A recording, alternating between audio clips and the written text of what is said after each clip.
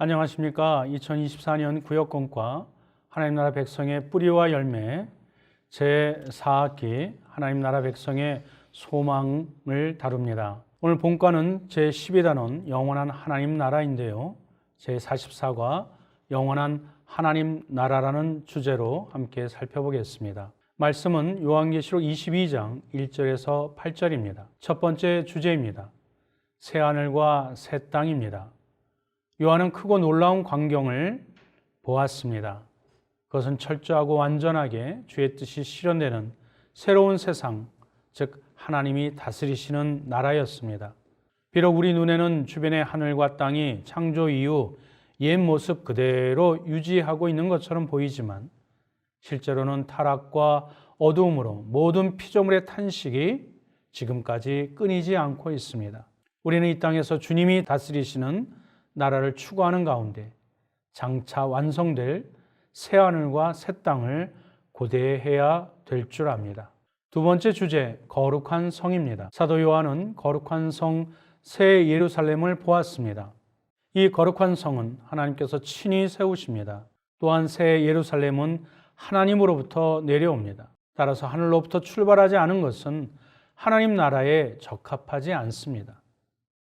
우리 인간의 눈에 아무리 좋은 것이라고 보일지라도 하늘로부터 하나님으로부터 오지 않았다면 과감하게 우리는 버려야 될 줄 압니다. 그리고 가진 것이 없어도 이웃과 함께 나누며 슬픔과 기쁨을 함께하는 것이 진정한 하나님 나라의 백성의 모습이요 자세인 것입니다. 세 번째 주제, 하나님이 함께 하십니다. 하나님 나라가 도래하면 성도들은 하나님의 백성이 되어 공의로운 통치 아래 살게 됩니다. 그러므로 하나님 나라가 실현되기까지 참고 견뎌야 되는 것입니다. 끝까지 포기하지 않고 신앙을 지킨 성도들은 하나님 나라에서 영광된 백성의 권리를 누리게 될 것입니다. 성도는 이것을 바라보며 오늘도 새하늘과 새 땅에 들어가기 위한 싸움을 이 땅에서 쉬지 말아야 합니다. 하나님 나라는 주님이 다시 오실 때 반드시 완성됩니다. 우리는 그때를 기다리며 인내하고 기도하고 하나님 나라가 이루어지도록 끊임없이 전도해야 할 것입니다. 이제 공과를 진행합니다. 요한계시록 21장 1절 8절 말씀을 함께 봉독하시고 요절 말씀은 요한계시록 21장 7절 말씀, 이기는 자는 이것들을 상속으로 받으리라. 나는 그의 하나님이 되고 그는 내 아들이 되리라. 말씀의 포커스는 하나님 나라 백성은 그리스도가 재림하실 때 새 하늘과 새 땅에서 영원히 산다입니다. 짧은 글로 본문의 이해를 돕겠습니다. 사도 요한은 모든 계시의 절정인 새 하늘과 새 땅을 바라보았습니다.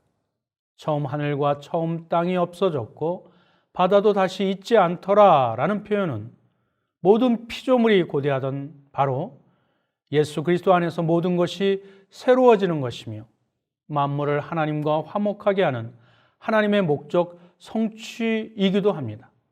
마치 아담과 하와로 죄로 말미암아 그 에덴 동산을 잃어버렸던 그 신락원을 다시 찾는 하나님의 영광이 그 새하늘과 새 땅에 있는 것입니다. 이는 구약의 성막과 성전이 하나님 임재의 상징이었던 사실을 기억할 때 더욱 이해하기 쉽습니다.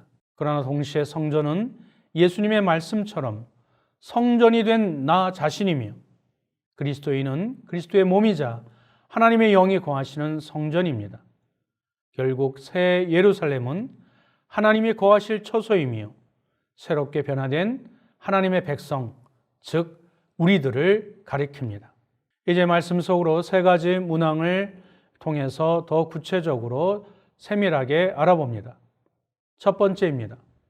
거룩한 성 새 예루살렘을 무엇으로 설명하고 있습니까? 신부가 남편을 위하여 단장하는 것 같다고 하였습니다. 단장하는 것에 해당하는 헬라어 케코스 메메노는 장식하다, 정돈하다 등의 의미를 지닙니다. 이것은 히브리 문화에서 축제나 잔치 때 사용할 여러 준비물을 미리 정돈하고 다듬던 사실을 지칭하는 데서 시작되었습니다. 이는 신부가 신랑을 맞이하기 위하여 정성스레 몸 단장하듯 하나님은 그의 거룩한 성 새 예루살렘을 철저히 준비하시며 그의 백성들에게 수여하실 것임을 알게 합니다. 두 번째 문항입니다. 알파와 오메가요, 처음과 마지막이신 분이 목마른 자들에게 무엇을 주십니까? 생명수 샘물을 주십니다. 목마르다의 의미를 지닌 헬라어 딥사오는 쉼없이 갈증을 느끼며 물을 찾는 모습을 연장하게 합니다. 우리 인생이 그렇게 타는 목마름으로 근심과 걱정, 불안, 또 어려움 가운데 있는 인생의 모습이 그 목마름에 담겨져 있지요.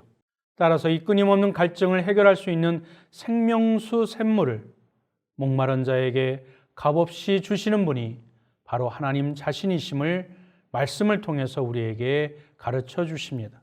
동시에 장차 새 예루살렘의 진정한 생명의 근원이 바로 하나님이심을 보여줍니다. 세 번째 문항은 이기는 자가 받는 상속은 무엇입니까? 하나님께서 나의 하나님이 되어 주시며 아들 삼아 주십니다.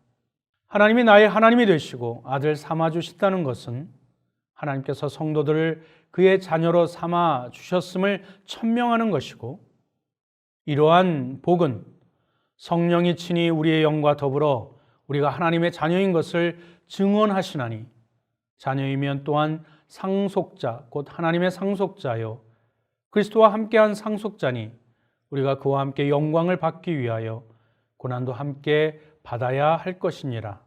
로마서 8장 말씀과 일맥상통한 것입니다. 짧은 묵상 이야기로 이어집니다. 한 어머니가 어린 자녀의 손을 잡고 축제가 있는 공원을 찾았습니다. 그런데 잠깐 한눈을 판 사이 아이가 사라졌습니다.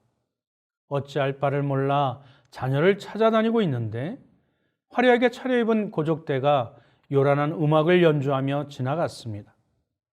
여러 명의 어린아이가 그 뒤를 신나게 따라가고 있었고 그 속에 자신의 아이가 있었습니다.